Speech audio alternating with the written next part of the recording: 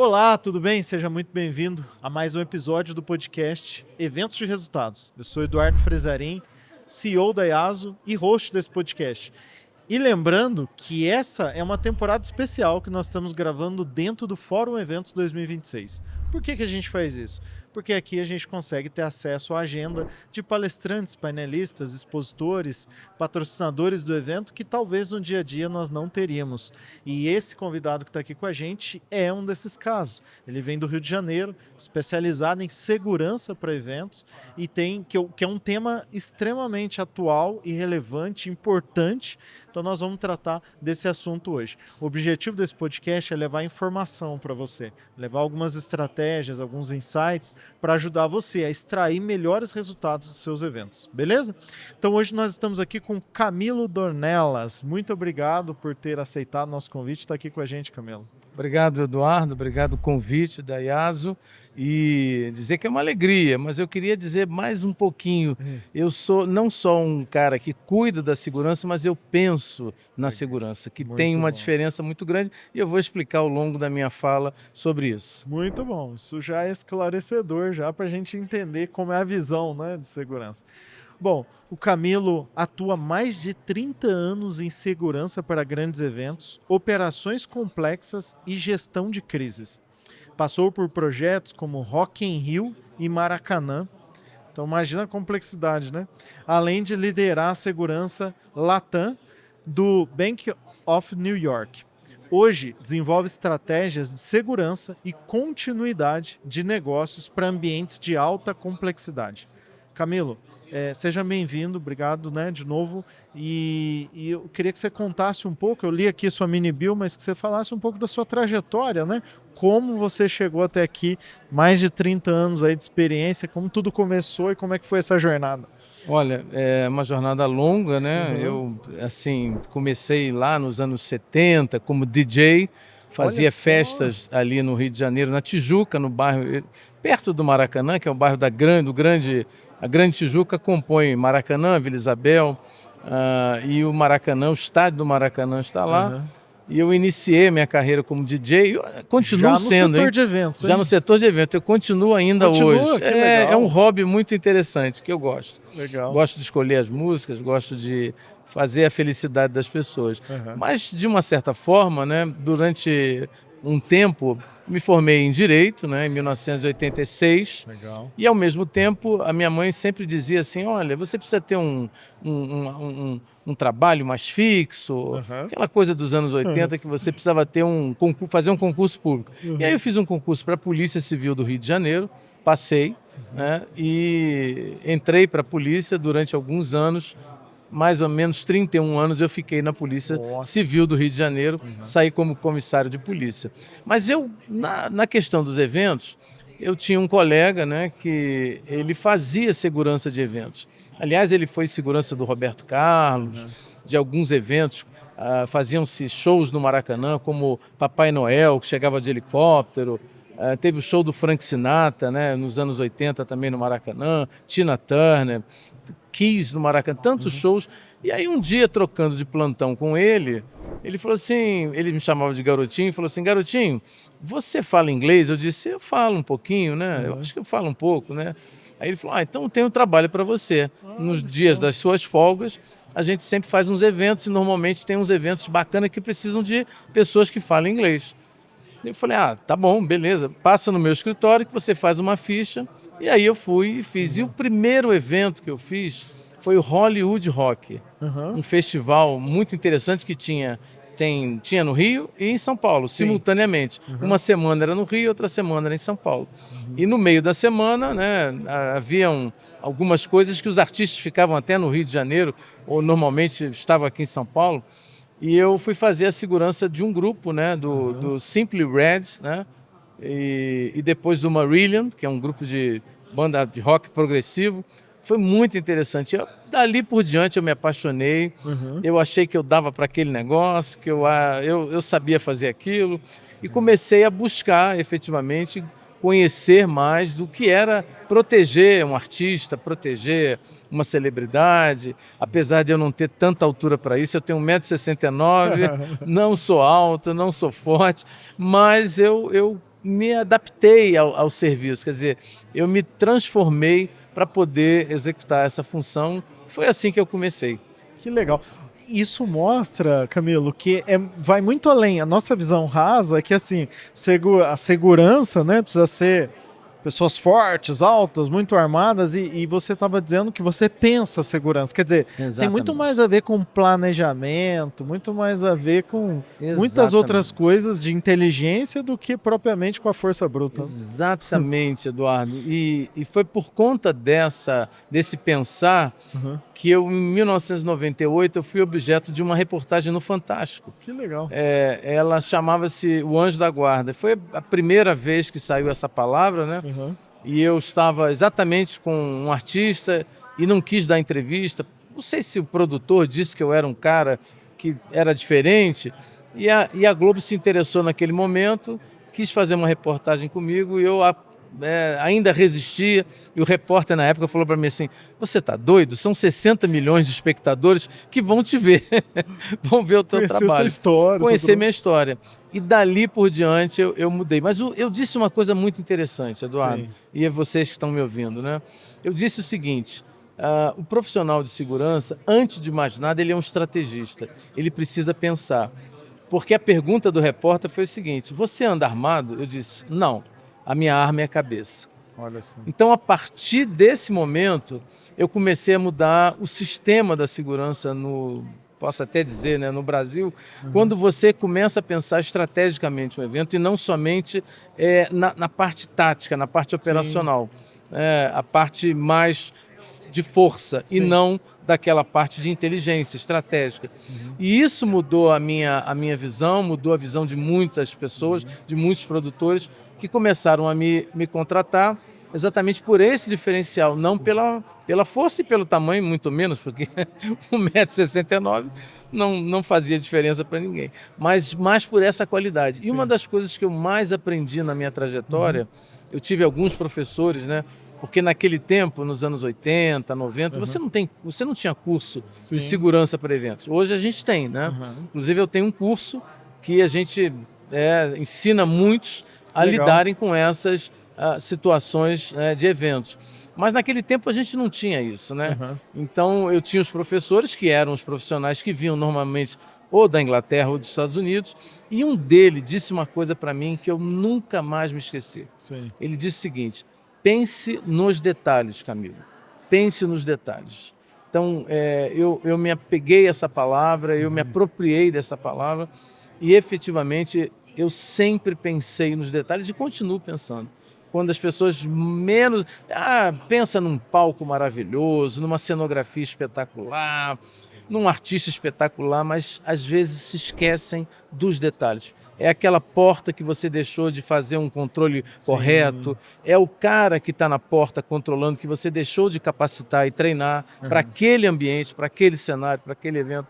Então, essa também é uma combinação que eu acho muito interessante. Não só o pensar estrategicamente, mas também o pensar nos detalhes. Isso faz toda a diferença. Sim. Camilo, eu já ouvi algumas pessoas dizendo, que conhecem a área de segurança, que, por exemplo, não costuma sentar num restaurante, num bar, em algum lugar, virado de costas para a entrada, de costas para um lugar de circulação. Sempre o contrário, para ter É esse tipo de detalhe que você está dizendo, assim, de pequenas coisas, mas que fazem muita diferença? Exatamente, mas eu digo mais. É pensar na sua casa. Quando você está em casa, aonde você vai? Que caminho que eu vou? Qual é eu vou de quê? De táxi ou de Uber? Eu vou de carro? Se eu for de carro, eu tenho onde estacionar? Se eu não tiver onde estacionar, como é que eu faço? Ou seja, o planejamento, ele não está no momento territorial. Ele está no momento antecedente. Quando você sai de casa, quando você escolhe estar num evento, quando você escolhe comprar um evento, quando você escolhe comprar um destino turístico, você começa a planejar esse evento daquele momento, ou seja, o que eu chamo de safety security, né? Quando você pensa no projeto de prevenção, quais são as maneiras que você vai se prevenir, se precaver em termos daquela situação, e ao mesmo tempo quais são os indicativos de segurança que você vai ter. Se você vai sair para um determinado local, que bairro que você vai, e ao mesmo tempo quando você chegar nesse restaurante, né, é a pergunta que você me fez, ou a informação que você me trouxe, você saber se posicionar. Uhum. Muito bom.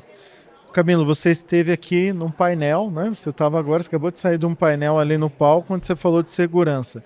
Quais são os principais desafios de segurança para eventos aí de alta complexidade, né? Que esses que você já citou aí, Rock in Rio, imagino, estava me dizendo que você estava com um show agora da Shakira no Maracanã, não é? Não, na praia de Copacabana. Praia, o que é muito mais complexo ainda, por ser um ambiente público aberto, né? Exatamente. Quais são esses desafios? Então, o desafio, Eduardo, e vocês estão me ouvindo, já começa pela própria ideia do evento. E eu costumo dizer uma coisa, quando você sonha em fazer um evento, por exemplo, eu agora quero ir para Gramado, né? Minha esposa quer ir, nós queremos ir. Eu estou sonhando ir, mas eu estou me planejando ir a Gramado. Então, quando eu começo a sonhar em alguma coisa, eu preciso sempre olhar para a segurança. E segurança não é apenas aquela segurança policial ou a segurança de um profissional de segurança, é a segurança estratégica, aquilo que você começa a tomar como medidas que visem exatamente a minimizar riscos. Sim. E aí, neste primeiro momento, você está analisando os riscos. Quais riscos que eu posso ter quando eu saio de casa? Quais riscos que eu posso ter quando eu vou para um evento? Quais riscos eu não devo correr e quais riscos eu tenho que correr, mas eu preciso tomar medidas que visem minimizar, que visem aplacar esse risco. Então, desafio é esse primeiro momento, quando você precisa pensar como você vai fazer para você chegar em algum local, para você entrar nesse local, para você ficar nesse local e, mais ainda, para você sair. Esse é o primeiro desafio. O segundo desafio é você fazer um planejamento que seja execuível, que ele funcione, né? Porque às vezes você pode fazer um planejamento, ele está numa esfera que você não consegue entender esse planejamento. Ele precisa ser execuível, ele precisa funcionar, ele precisa ser eficaz e ao mesmo tempo eficiente. Então esse também é um desafio. E por fim, né, desse primeiro bloco, um desafio que eu acho tão grande quanto contrate profissionais. Não contrate amigos, amigo do amigo, não. Contrate um profissional. Se ele depois vier a ser seu amigo, ótimo. Mas no primeiro momento, você precisa ver as qualidades. E aí uma pergunta que eu quero fazer para você que está me ouvindo. Como você contrata o profissional que você trabalha? Como é que você faz essa análise? Como é que você faz essa forma de contratação? É alguém que te indicou ou você foi buscar qualidades para que esse profissional seja efetivamente um profissional que vá servir para o seu evento, para o seu destino turístico, para a sua cidade, enfim, para as coisas que lhe interessam e que você tem muito custo por elas. O critério de contratação de profissional, ele é muito importante, né? E eu queria que você falasse um pouco também, Camilo, quais são os critérios que o promotor de evento, e aqui eu estou falando de uma forma muito ampla, né? A gente está conversando aqui desses eventos de alta complexidade, mas muitos sociais, de entretenimento, mas, por exemplo, a grande feira. Eu estive, Camilo, a gente atende a Bienal do Livro aqui em São Paulo. No Rio ela é muito grande também. Aqui, em 10 dias, passaram 750 mil pessoas, sabe? Então e muitos escritores, muitos influenciadores no evento. Teve um momento que fizeram um corredor para levar uma pessoa muito conhecida, famosa, para dentro de um stand para ele autografar livros. Mas imagina que tinha um mar de pessoas e foi feito um corredor, não sei como vocês chamam isso aí nesse mundo da segurança, mas em movimento, né? Então, um grupo de profissionais e abrindo espaço ali, pedindo licença, vários outros aqui com os braços e a pessoa ali no meio, levaram ela até o stand. Então, quais critérios que o promotor de evento precisa olhar com carinho para esse planejamento? Essa pergunta é muito boa. Existem critérios objetivos e critérios que não são objetivos, são Legal. critérios até indiretos. Sim. Agora, nesse aspecto que você acabou de levantar, eu até quero dizer que eu já fiz algumas bienais lá no Rio. Muitas. Nos anos 90, eu fiz pelo menos uma dezena de bienais lá no Rio. E hoje em dia não faço mais, não fiz, porque o meu trabalho me levou para outros caminhos, mas eu tive essa experiência no Rio Centro algumas vezes, né? Algumas feiras no Rio Centro. Eu vou dizer o seguinte, os critérios objetivos, eles são básicos. Tá. Então, por exemplo, aonde eu vou, como eu chego e como eu saio. Se você não tiver esse planejamento, os corredores ou as proteções, sejam elas através de grades ou através de pessoas ou seguranças, né? Elas podem ser inócuas, porque elas podem colocar não só o profissional, né, ou a pessoa que está sendo segura, né, aquele autor ou uma celebridade ou uma artista, pode se colocar em risco, mas também as pessoas. Sim. Ou seja, você colocando um artista numa multidão sem critérios objetivos, você coloca não só este artista, mas também as pessoas em risco. Sim. Eu até vou lembrar de uma situação muito interessante. Eu fazia segurança de uma cantora gospel muito famosa, e ela ainda é muito famosa, né? Não sei se eu posso dizer o nome dela, claro. Pode, né? Fernanda Brum. E eu me lembro que lá em Costão do Santo Agostinho, lá em Recife, né? Em Pernambuco, melhor dizendo, nós fomos para um show em praça pública. E aí eu fui fazer o que a gente chama de avançado, né? E fui fazer o avançado para reconhecer o local, para entender onde ela chegava, onde ela saía, onde a van parava, onde a van saía, quais eram os mapeamentos que eu podia fazer, ou seja, a análise de risco e a avaliação de risco. Bom, de certa forma, eu fiz tudo o que eu deveria fazer, né? Me entendi com a pessoa que estava produzindo o evento, ela me garantiu que ia ter segurança, ela me garantiu que ia ter isso, ia ter aquilo, e eu fui nessa perspectiva. Quando lá cheguei, percebi que não era aquilo, era uma outra coisa. Não tinham os seguranças que ele tinha me dito, não era daquela forma, tinham pessoas demais no palco, não havia um controle de acesso, não havia, ou seja, as mínimas garantias para que a cantora pudesse executar a sua performance, ao mesmo tempo, enfim, como é uma pastora, né, cantar e pregar a palavra de Deus.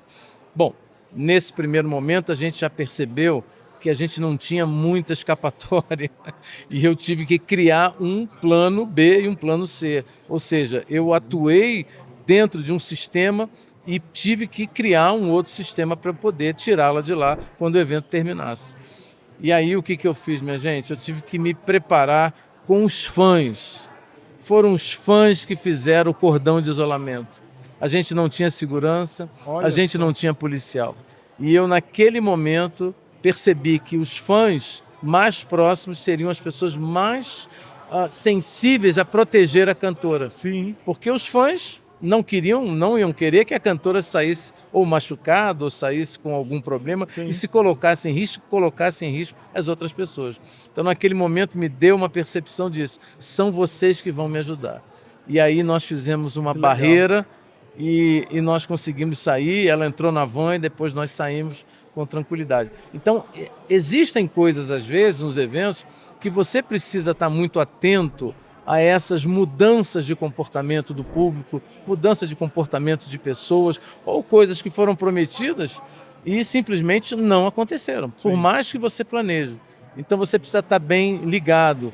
Esse é um desafio, saber se ligar quando você precisa mudar o teu planejamento, mudar a tua tática, né? Com uma estratégia que você precisa executá-la naquele momento. Camilo, você acha que tecnologia tem ajudado aí nesse trabalho da segurança, desde o planejamento até a execução de ambientes mais seguros? Muito. Eu costumo dizer o seguinte, nos próximos anos, a mão de obra vai diminuir e a tecnologia vai avançar. Quem não estiver conectado com tecnologia, com inteligência artificial, com biometria, com Face ID, não sobreviverá nos eventos. Ou seja, a tecnologia ela não vai roubar postos, ela vai ampliar a forma da segurança ser produzida. É diferente. Sim. Então, se você tinha 20 pessoas na segurança, você vai ter 5, vai ter 10, vai ter 2, porque a tecnologia ela vai avançar de tal forma que não será necessário mais tantas pessoas num evento. Sim. Às vezes alguém pode dizer, mas será que a gente vai ter mesmo isso?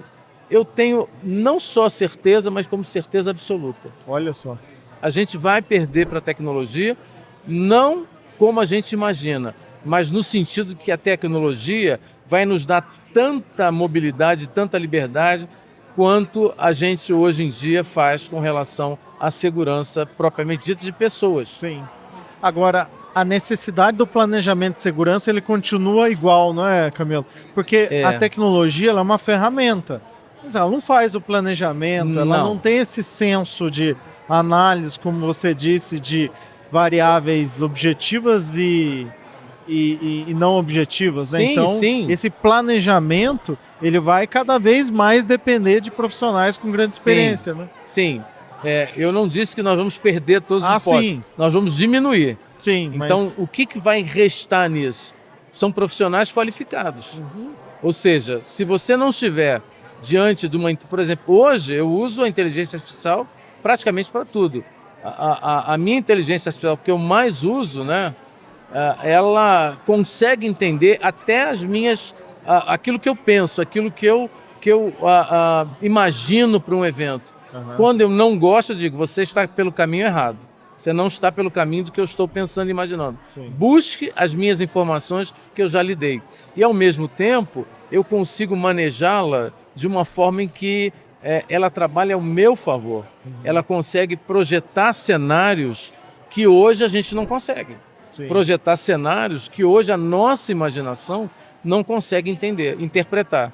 Então, é nesse sentido que eu estou dizendo. Quer dizer, a própria tecnologia, a inteligência artificial, elas vão ser tão importantes na nossa vida de segurança quanto uma pessoa que está fazendo controle de acesso. Ou seja, se você hoje tem um Face ID, se você hoje tem uma câmera que lê os seus gestos, que lê o seu comportamento e as suas expressões, fatalmente ela conseguirá entender melhor do que o homem.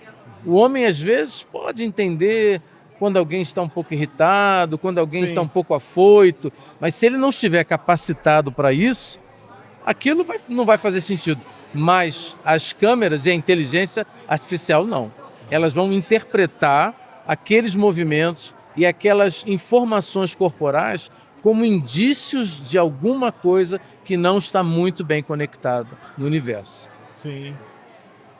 Muito bom. E eu estava aqui pensando, né, enquanto você estava dizendo, eu vejo que segurança, no geral, ela envolve muito ritual e disciplina, né, Camilo? Porque muitas vezes eu vou pegar o voo e falo, puxa, mas toda vez eu tenho que passar por esse raio-x. Isso dá um trabalheiro, e tira o computador da mochila, e tira o relógio, e tira o cinto, e tira não sei o quê. E aí põe de novo, puxa, mas que ritual chato. E aí no avião, toda vez explica todas aquelas questões ali, que bota o cinto, se a máscara cair, não sei o quê, mas que negócio chato. Mas isso é ritual e disciplina, porque aquilo pode salvar, não pode, com certeza já salvou muitas vidas e no caso do raio-x ali do aeroporto, impede que muitas situações de perigo... Exato. Isso é uma coisa assim que tem que ser dita e falada sempre. Porque, repare bem, a nossa mente, ela é traiçoeira. Porque se nós deixarmos de pensar nessas condicionantes, vamos dizer assim, né? Você precisa executar essa ação para cumprir esta função. A gente vai dizer, não estou afim de fazer isso não, isso dá muito trabalho, eu já sei. E você percebe toda vez que você entra num avião, mesmo que você seja um viajante, quanto mais, preste atenção. Por que eles repetem isso? Porque a gente tem preguiça de pensar. Sim. A gente tem preguiça de, não vai acontecer nada disso, não. Nunca aconteceu, mas você precisa estar atento. Então, essa repetição E essa forma de treinar a mente é tão importante quanto. Sim. Ou seja, você vai condicionar a sua mente. Porque existe uma diferença entre capacitar e treinar.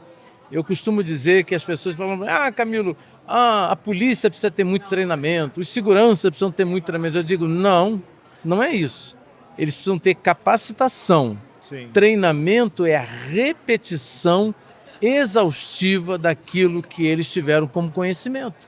Então, se eu vou executar uma tarefa, eu preciso treinar aquilo exaustivamente, dia após dia, e lembrar daquela tarefa de tempos em tempos. Ou seja, por isso que você precisa voltar aos bancos da universidade, por isso que você precisa voltar aos bancos do colégio, por isso que você precisa voltar aos bancos daquela profissão que você teve. Sim. Não só para conhecer coisas novas, mas também para revisitar temas que são tão importantes quanto. Então é básico isso, as pessoas precisam ter essa disrupção de parar de pensar que isso é uma coisa chata, ou que é uma coisa que eu já conheço, já sei. Não, faça de novo, treine a sua mente para que você possa... Hoje mesmo eu fiz um exercício de disrupção, de movimentos. Você vê quantas pessoas executaram e quantas não se importaram, mas elas se lembrarão nos dias em que tiverem alguma situação de perigo ou não, elas se lembrarão que elas precisam mudar esta direção, ou seja, mudar a direção de congelamento do cérebro para uma direção de comando. Ou seja, eu comando o meu cérebro não vai me comandar. Pelo contrário, eu vou mudar a direção porque eu preciso sair desse lugar. Muito legal. Ô Camilo, e dentro disso que a gente falou, de ter essa disciplina, esse ritual, eu tenho visto aqui em São Paulo muitos eventos que começaram a implantar, por exemplo, detector de metais, revista e mesmo eventos de negócios, né? Eventos corporativos. Então, alguns eventos onde é feito revista nas mochilas. O Web Summit lá no Rio de Janeiro, o Web Summit Rio, é um evento que é assim, para você acessar o evento, faz uma revista, né, na sua mochila, passa por um detector de metais, né? Como é isso? Qual o porquê que isso tem acontecido cada vez com mais frequência? Isso foi uma mudança de paradigma. Sim. Eu citei alguns exemplos. Eu citei, primeiro, a Revolução Francesa. Depois, eu citei o crash da Bolsa de Nova York. Depois, eu citei, talvez, o evento mais emblemático em termos de security, de safety do mundo, que foram as Torres Gêmeas. Sim. Naquele momento, houve uma ruptura. Naquele momento, houve um novo paradigma, um novo pensar, que não se fazia anteriormente. Então, por exemplo, o que aconteceu recentemente? A Praia de Copacabana, nos últimos eventos, teve revista, né? As pessoas, para entrar nos shows da Praia de Copacabana, tiveram que ser revistadas. Você vai dizer, mas como é que consegue fazer uma revista numa praia? Assim como acontece na Paulista, assim como acontece no Times Square. Quer dizer, essa mudança de comportamento não é pela liberdade, é pelo controle de todos para que todos possam ter segurança. Ou seja, a coletividade tenha segurança. Então, não é nada exagerado, pelo contrário, nós mudamos, a gente percebeu vários eventos assim. Vou citar um deles, a Maratona de Boston, né? Em que nós tivemos um atentado, né? Que 2 ou 3 pessoas morreram, se não me falha a memória. Além disso, você teve uma série de outros episódios em que a garantia de segurança estava limitada ao controle de acesso. E a partir desses episódios, as pessoas começaram a mudar a sua forma. E o próprio público aceitou tranquilamente, sem ter nenhum problema de ser revistado, porque isso é para garantir, para o controle da coletividade. Sim. Então, basicamente, hoje em dia, praticamente todos os eventos têm controle de acesso, e aqueles que não têm deveriam implantar, porque nós não estamos imunes a qualquer tipo de problema, pelo contrário. Nós, em qualquer situação, em qualquer evento, nós podemos ter um fato diferente daquilo que está hoje em dia, vamos dizer assim, no cotidiano das pessoas. Ter uma situação de gravidade num evento não é uma coisa difícil de acontecer, pelo contrário. Então a gente precisa tomar medidas que garantam a segurança de todos, que garantam a segurança não só de quem está participando, mas também de quem está trabalhando, de quem está servindo e dos principais, vamos dizer assim, envolvidos, seja time de futebol, seja show, seja feira, seja congresso, seja uma rede hoteleira, aonde for, essas garantias devem estar. E uma das coisas também muito interessantes é você combinar com as pessoas. Você precisa combinar com as pessoas que elas têm que estar também em situação de segurança. E a sensação de segurança, ela traz para as pessoas uma paz que ela aproveita muito melhor, né? Seja um show, seja uma palestra, seja um evento de negócio, uma feira de negócio, quando a pessoa se sente que o coletivo está seguro, como você disse, que para o bem de todos tem uma revista, tem um processo mais rígido, as pessoas ficam mais tranquilas, ela fica naquele ambiente ali sem se preocupar e consegue se conectar ao conteúdo, aproveitar melhor o show, né? Isso é muito importante para o setor de eventos. Eduardo, é confiança. Uhum. Eu tenho confiança de que eu estou aqui com você, de que as coisas vão sair bem. Sim. Eu estou aqui tranquilo, eu não estou olhando para o lado, eu não estou preocupado, porque a confiança da segurança me deu essa tranquilidade. Agora, tem uma coisa muito interessante que eu queria dividir com vocês. Tem uma frase antiga que o Garrincha até falou, né, para o treinador da seleção brasileira. Você combinou com os russos? Essa frase é interessante. Eu sempre digo isso. Às vezes perguntam para mim, mas como assim, Camilo? Combinar com os russos. Porque não adianta você ter uma segurança ultra mega power se você não combina com o público. Porque o público é aquele primeiro... A primeira barreira que precisa entender os fluxos de saída, precisa entender as comunicações e as informações. Sim. Por exemplo, eu olhando para cá, né, olhando onde eu estou nesse ambiente, eu não consigo perceber muita comunicação visual. Porque a comunicação visual traz consigo uma série de informações que não são necessárias no sentido de você ficar dizendo a própria pessoa entende aquela comunicação de que ela não pode entrar ali, de que ela não pode sair por ali, de que ela não pode fazer isso, aquilo, outro, ou aquele local tem uma limitação. Então essa combinação tem que existir. Combinar pela produção, pela segurança e com o público. Ou seja, como eu vou fazer alguma coisa em caso de uma situação de urgência ou de emergência. De que forma eu posso me comportar, como eu devo me comportar. Isso é muito importante. Não, e o público é o maior interessado, né? E é claro, ele acaba pagando um preço desse sistema de segurança, né? Como revista e tudo mais. Mas se ele entende, como você falou, se combina com os russos, né? Porque o Garrincha falou isso, porque o técnico falou, você vai entrar lá, vai driblar não sei quem, vai fazer gol. Ele falou, não, mas você combinou com o outro lado lá, eles vão deixar? Eles vão deixar? Exatamente. Então, se você não combinar com o teu público, queridão, queridona, que você está me ouvindo aí, combina com o teu público, ele tem que saber o que tem que fazer. Na hora de uma emergência, que é um fato muito mais grave, né? Existe uma diferença entre emergência e urgência. Urgência é um fato que ainda não aconteceu, mas vai acontecer. Sim. Estou vendo ali uma tsunami está vindo ali, tem 2 quilômetros que ela está vindo aí. Ela vai chegar, mas ela ainda não chegou e você pode sair. Você pode e deve sair. Emergência não. Emergência é quando já aconteceu.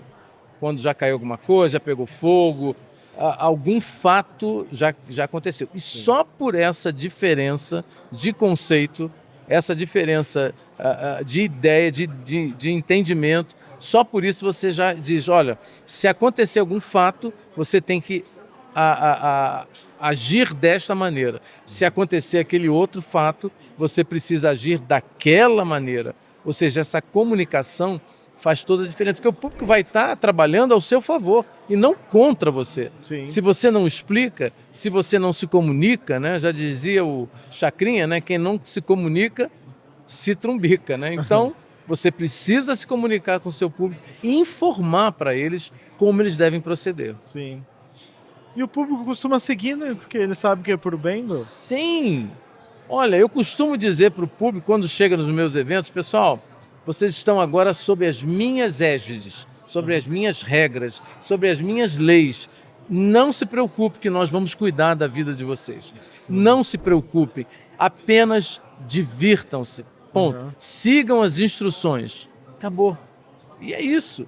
Porque o público se desconecta, o público perde aquele freios e contrapesos, o público perde aquela coisa do medo. Ele se joga, porque ele está ali para isso.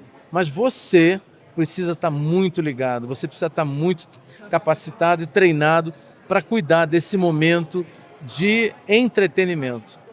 Eu queria que você, para a gente finalizar aqui e seguir por fim, assim, primeiro dizer como é importante ter um profissional que tem essa visão de planejamento de segurança como você tem, né? Então, você que é promotor, organizador de eventos, muito importante você contar com uma pessoa como o Camilo, né, profissionais com experiência para fazer esse planejamento, porque isso faz toda a diferença. Porque nesse planejamento que vai envolver, inclusive, o que tem que ser comunicado ao público, né? Exatamente. Então... Eu até senti falta dessa comunicação aqui onde eu estou. Era para ter uma fala sobre como nós deveríamos fazer caso acontecesse alguma coisa. Sim. Mas não aconteceu. Eu disse, tudo bem, não aconteceu, mas não é porque não aconteceu que você não vai criar metodologia, sim, procedimento, processo, protocolo. Então, é fundamental que você tenha um projeto de segurança no seu negócio. Eu queria te perguntar isso. Você tem um projeto de segurança? Ah, não, Camilo, a gente tem lá o nosso plano de segurança. Eu disse, projeto de segurança é uma coisa, plano de segurança é outra. Uhum. Se você não sabe essa diferença, eu vou te dizer. O projeto de segurança é uma coisa maior. Ele está dentro de um cenário de diretrizes para que você possa organizar toda a estrutura da segurança, até mesmo a contratação da segurança. Que tipo de empresa, que tipo de profissional, ou seja, você conceitua para que depois você aplique a prática, que é o plano de segurança. Sim. Então o plano é 2 homens ali, 3 homens aqui, grade ali, enfim, você consegue a organizar de forma sim, prática e o outro é estratégico, ou seja, eles se combinam. Então, de uma maneira geral, é preciso ter essa combinação. Sim. E, evidentemente, contratar profissionais que entendam, que somente saibam, não somente saibam, né, lidar com a parte prática, mas também com a parte estratégica, para que isso possa ser conectado. Ou seja, sim, da teoria à prática. A teoria é importante, porque você vai dizer como você chegou na conta. Uhum. Né? Não é só dizer que 2 mais 2 são 4, mas como é que você chegou nessa conta? E, ao mesmo tempo, você precisa da prática. Você precisa de profissionais que tenham conhecimento, para que possam executar aquilo que foi planejado, aquilo que foi projetado. Uhum. Você sabe que dentro disso que você falou do projeto de segurança, a gente bateu um papo agora há pouco com um pessoal que é seguradora e corretora de seguros específicos para a área de eventos. E como é importante, né, dentro desse projeto de segurança, você inclusive considerar um seguro, porque pode acontecer eventualidades exatamente, que vai te gerar custos adicionais que não estavam previstos, mas que se tiver um seguro, você consegue ter mais previsibilidade da situação. Eduardo, isso é uma coisa interessantíssima, porque quando você tem um gestor, um analista, eu costumo dizer um arquiteto da segurança, uhum, o teu seguro vai olhar para esse negócio dizendo, olha, existe 1 ou 2 pessoas, sei lá, ou 3, que estão pensando de forma analítica, de forma estratégica o evento. Não é somente um pensamento de posicionamento de profissionais, sim, mas mais do que isso, o entendimento estratégico do evento. O seguro vai olhar para isso e vai dizer, eu tenho algo diferente, eu preciso me aproximar desse cenário. Isso é muito interessante,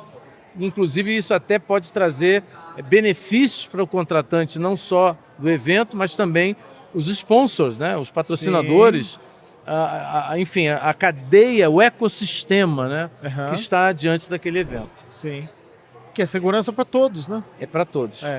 Sabe que uma das coisas que me chamou a atenção, Camilo, a gente foi visitar algumas feiras na Europa, especificamente na Alemanha, e a gente viu um número de seguranças muito menor, inclusive na montagem.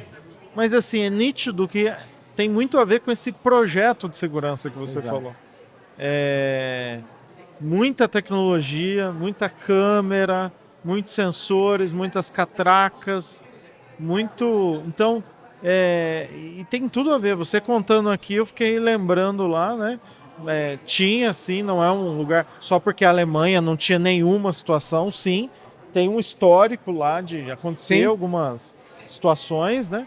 Mas um volume menor, porque com certeza existe um projeto muito bem elaborado. Olha, e também não é por conta da educação do povo, não, porque há 3, 4 dias atrás nós tivemos uma guerra em Paris, na Champs-Élysées, pela classificação do PSG. E assim, foram mais de 10 mortos, se não me falha a memória, e muita gente ferida por conta da classificação do Paris Saint-Germain para a final da Champions League. Sim. Ou seja, a gente está falando de Paris, a gente está falando de primeiro mundo, de França, e na Alemanha não é diferente, né? A gente tem lá uma das maiores torcidas, mas as torcidas mais aguerridas, que é do Borussia Dortmund, da Alemanha. Então, assim, a gente está falando de gente em qualquer lugar. Sim. A gente pode dizer que os japoneses, os coreanos, os chineses, mas no geral, né, o cenário é esse. São pessoas conectadas, juntas, que podem ter problemas. Aliás, eu até vou falar, na Coreia nós tivemos, em 2022, aquele fato em que morreram quase 240 pessoas numa rua em Aitaho, né? Procure aí para você ver o que aconteceu lá em Aitaho no Dia das Bruxas, né? No Halloween deles. Sim. Então foram 240 mortos que morreram por asfixia, por falta de planejamento. Porque era uma rua pequena, estreita, em que tinha uma entrada e uma saída. Então você vinha gente de um lado, gente de outro, e ali eles se cruzaram, quem vinha da esquerda e da direita, e morreram asfixiados por conta da compleição do tórax, né, de cada um.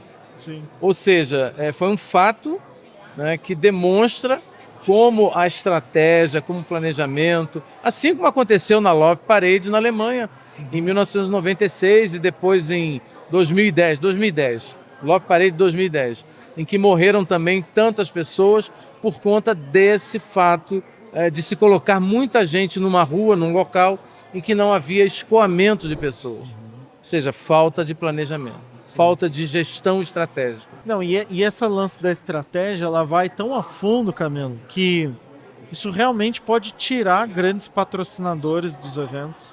Marcas que não querem relacionar a sua marca, sua reputação a uma situação. Então, o cuidado com a segurança, ela é claro, em primeiro lugar, a vida das pessoas, né? Isso disparado é o mais importante. Mas vinculado a isso, está toda uma questão de reputação de grandes marcas, que se a empresa promotora, organizadora, não tem um bom projeto de segurança, ela acaba não conseguindo atrair ou reter grandes marcas. Né? A gente tem histórico no Brasil, né? Eu citei um caso na Coreia, mas a gente tem histórico no Brasil, né?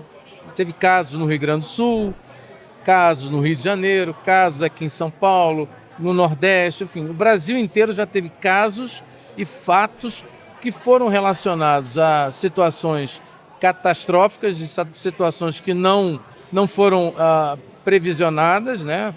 Por exemplo, raios, né? Então, você faz um evento numa área aberta, mas que você acredita sinceramente que não vai ter um raio, que não vai ter uma tempestade, e isso acontece de uma forma não previsível, ou às vezes até previsível, mas você não acredita que aquilo vai acontecer. Você acha que não vai dar nada no teu evento, que o teu evento vai ser bacana, e aí você não se preparou para isso.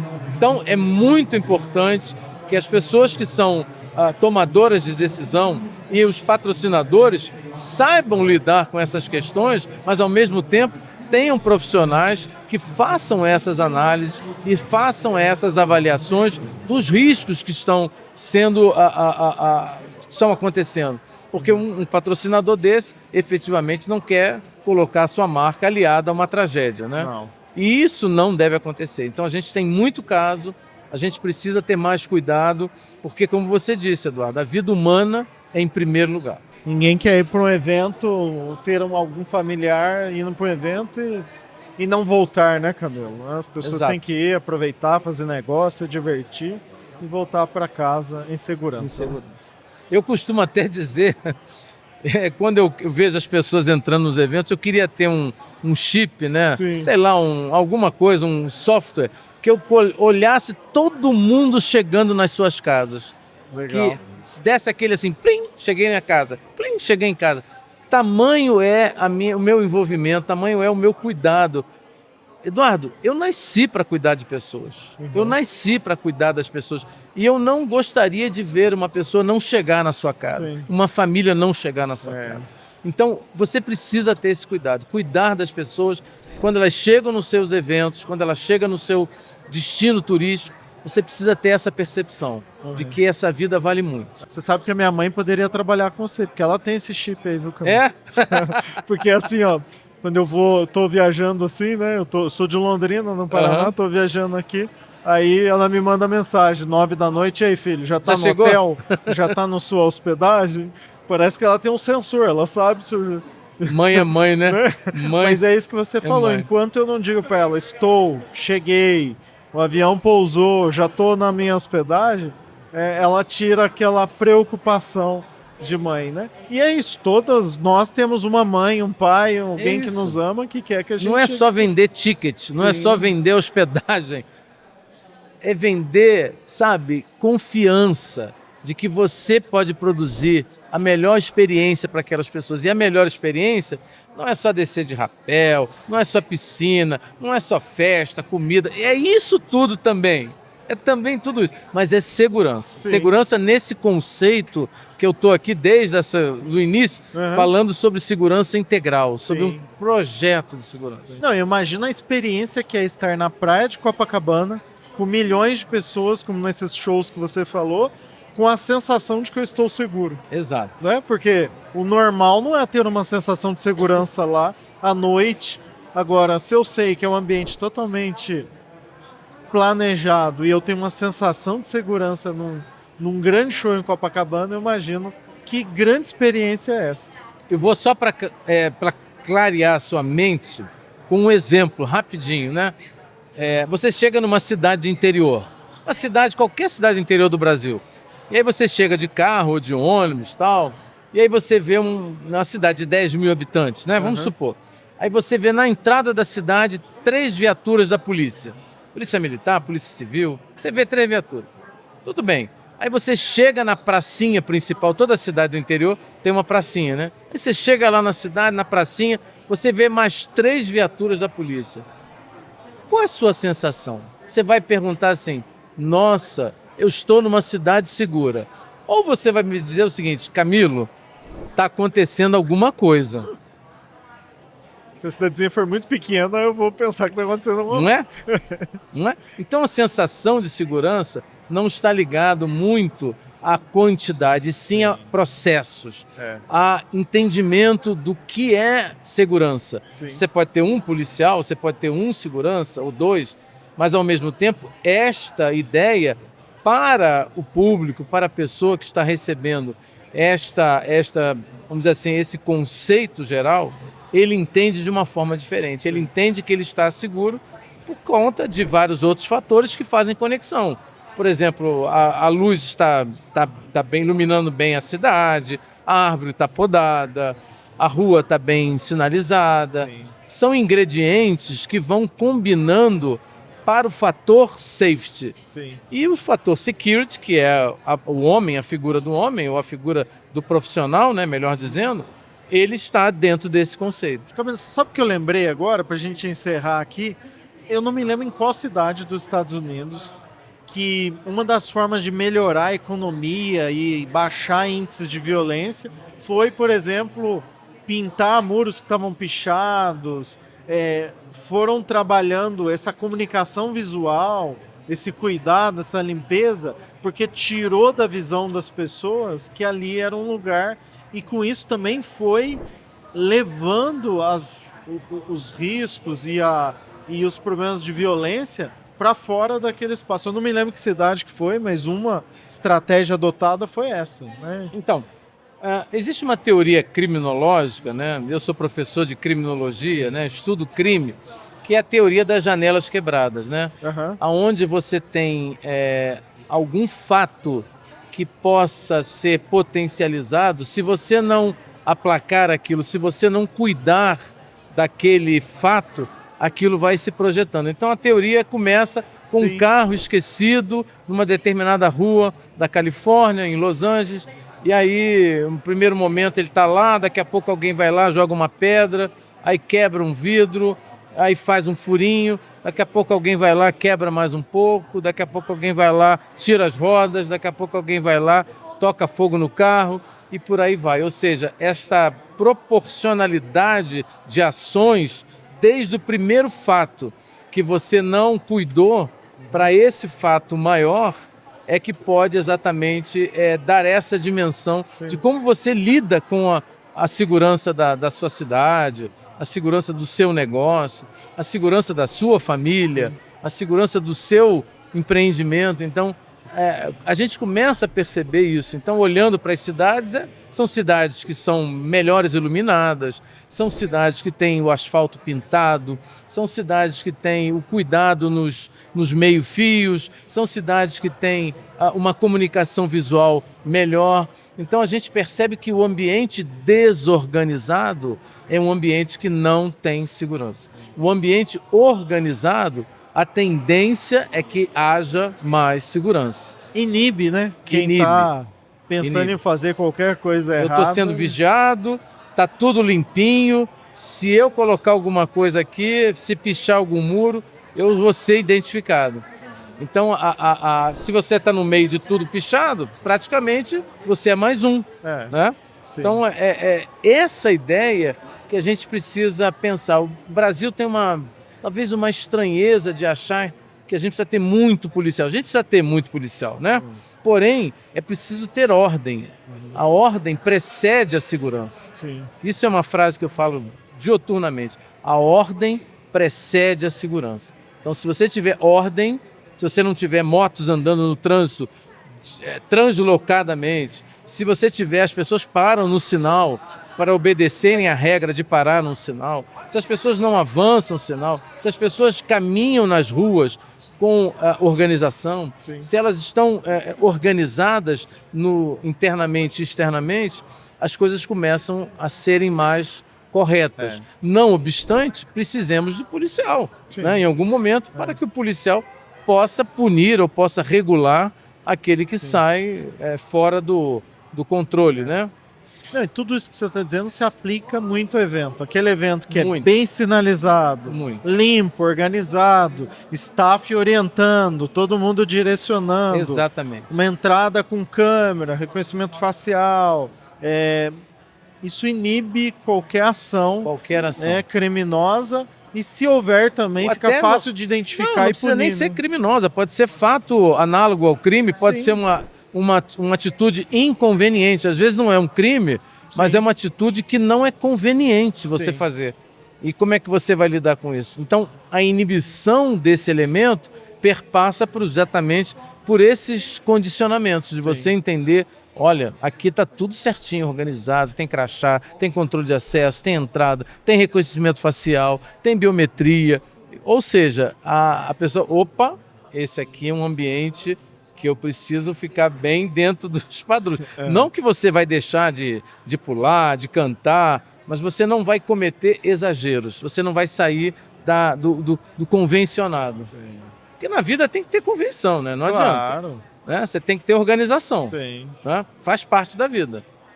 Camilo, muito bom. Assim, que papo de trazer uma reflexão que vai muito além do olhar raso que a gente tem do dia a dia, né? Exato. Muito bom você trazer iluminar a nossa visão em relação à segurança como um todo. E eu queria deixar uma palavra para você, né? Que eu sempre costumo dizer nos finais dos meus eventos, né? A experiência que você tem, ela não é nada se você não transforma essa experiência em algum legado. Se você não transforma isso para a prática. Eu tenho 30 anos, 40 anos, 50 anos de eventos, disso, daquilo outro. Ok, muito bom. Mas lembre-se que amanhã é outro dia e você precisa transformar toda essa sua bagagem em fato, em realidade. É isso. Muito bom, muito bom. Queria que você deixasse suas redes sociais aí, site, rede social, legal. para quem quiser te seguir, que a gente coloca na descrição do vídeo para o pessoal clicar e te seguir. Bom, eu estou no Instagram como @Camilo Dornelas, com 2 L's. O LinkedIn também é @Camilo Dornelas, né? LinkedIn. E o Twitter também, que agora é X, né? Sim. Enfim, todas são referências ao meu nome, Camilo Dornelas. YouTube, ou seja, meu site, né? Que é www.camilodornelas.com.br. Legal. Você falou do treinamento que você tem para eventos. Ele é presencial, online? Como Não, que é todo online. Que legal, É um curso. Hoje nós temos um curso chamado GEOP, Sim. Gestão Estratégica e Operacional de Eventos, em eventos. Eles são 70 horas e mais uma visita técnica num determinado local. Legal. Seja num destino turístico, seja num evento de grande porte. Mas ano que vem nós vamos ter um MBA. Legal. Aí sim, serão 420 e poucas horas, 423 horas, todo online, dirigido aos profissionais, mesmo aqueles que não são da área de segurança. Todos os profissionais, brigada de incêndio, equipe médica, profissionais de produção de eventos, ou seja, todos que tiverem conexão com a área do entretenimento e turismo poderão fazer esse MBA, que é o primeiro MBA do Brasil. Eu não conheço. Se tiver algum, me perdoe, mas eu até agora não vi um MBA de gestão operacional de eventos. Muito legal. Isso tem no teu site, essas informações que o pessoal consegue isso no teu site. na Unicecal, que é uma Tá. universidade do Paraná, ali de Ponta Grossa, e que eu me associei com eles, inclusive para ter o selo do MEC, para que possamos ter, atualmente não é graduação, é um curso de extensão, Sim. mas ano que vem um Master Business em gestão da segurança de eventos. Camilo, muito obrigado por compartilhar aí essa tua experiência, teu conhecimento, sua visão com a gente. E espero aí que os promotores e organizadores de eventos reflitam sobre tudo isso. Né? Eu vou sair daqui muito reflexivo, sabe, sobre o que eu preciso cuidar melhor no meu dia a dia, assim, na minha casa, no escritório, com a minha família, né? Desses detalhes de se planejar melhor. Obrigado. Isso. Quando eu estou falando para você, eu não estou falando só para o teu evento, estou falando para a sua vida, para a minha vida. Então, tome essa palavra, essa conversa que foi tão bacana para a sua vida. Execute, exercite isso no seu dia a dia. Então é isso, gente. Ficamos aqui com mais esse episódio do podcast Eventos e Resultados, direto do Fórum Eventos 2026. E olha que privilégio, né? Em qual outro momento a gente conseguiria a agenda de um profissional como o Camilo, que veio do Rio para cá para participar do evento, trouxe toda essa bagagem e agora espero que você aproveite aí, nós estamos deixando nas redes sociais dele, site, né? E você que quer se especializar nisso, acompanhe, faça treinamentos e eu espero que você consiga que seus eventos sejam cada vez ambientes mais seguros, porque isso gera tranquilidade, gera paz para todo mundo, vai gerar experiências melhores, vai gerar mais negócio e todo mundo vai voltar para suas casas felizes, tá bom? Então, um abração, até a próxima. Se você curtiu, compartilha esse episódio aí com algum conhecido, lembra de seguir a gente aqui no YouTube, no Spotify, beleza? Grande abraço, até a próxima, valeu!